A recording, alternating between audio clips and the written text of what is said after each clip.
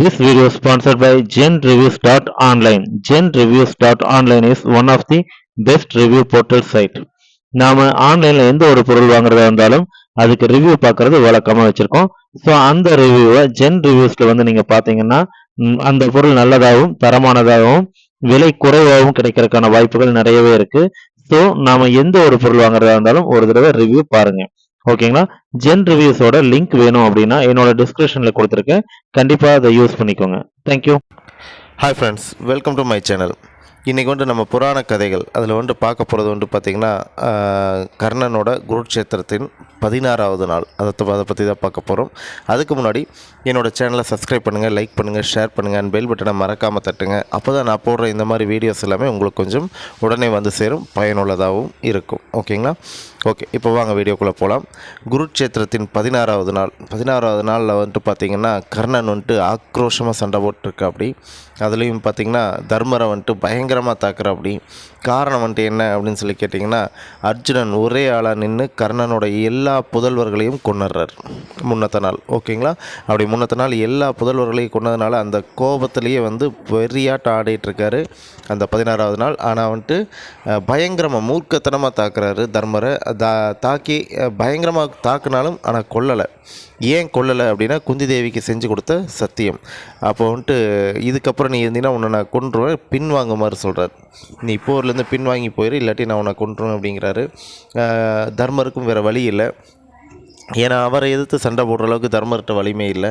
அதனால் தர்மர் பின்வாங்கிடுறாரு. இதை கேள்விப்பட்ட கர்ணன் உடனே இதில் வரார். அப்போ நேராக கர்ணனுக்கும் அர்ஜுனருக்கும் பயங்கரமான சண்டை நடக்குது. அந்த சண்டையில் பார்த்திங்கன்னா ரெண்டு பேருமே வெள்ளாளிகள். பயங்கரமான போர். அந்த போரில் யாருமே குறுக்க வராத அளவுக்கு நடக்குது. அப்படி குறுக்க வராத அளவுக்கு நடக்கும்போது நம்மளோட கர்ணனோட தேரோட்டி அர்ஜுனனுக்கு மாமா. அப்போ கர்ணனோட தேரோட்டி சொல்கிறாரு, கர்ணா நீ நாகாஸ்திரத்தை பயன்படுத்து. அதே மாதிரி அந்த பயன்படுத்துகிற நாகாஸ்திரத்தை கர்ணனோட அர்ஜுனனோட மார்புக்கு குறிவை அப்படின்னு சொல்லி சொல்கிறாரு. ஆனால் அந்த இடத்துல தாங்க எல்லா வீரனுக்கும் உண்டான ஒரே ஒரு மைனஸ் பாயிண்ட், தலைக்கணம்.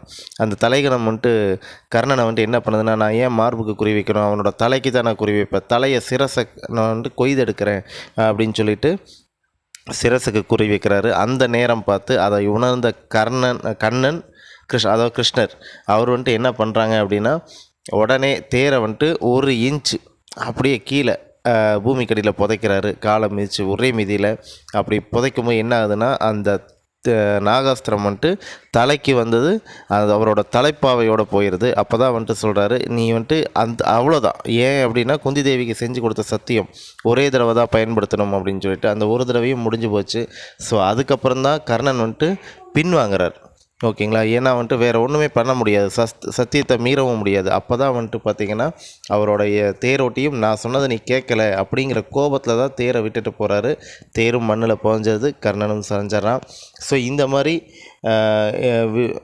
மாதிரி கதைகளை மீண்டும் மீண்டும் நிறைய கேட்கணும் அப்படின்னு சொல்லி நினச்சிங்கன்னா என்னோடய சேனலை சப்ஸ்கிரைப் பண்ணுங்கள், லைக் பண்ணுங்கள், ஷேர் பண்ணுங்கள், அண்ட் பெல் பட்டனை மறக்காமல் தட்டுங்க. தேங்க்யூ.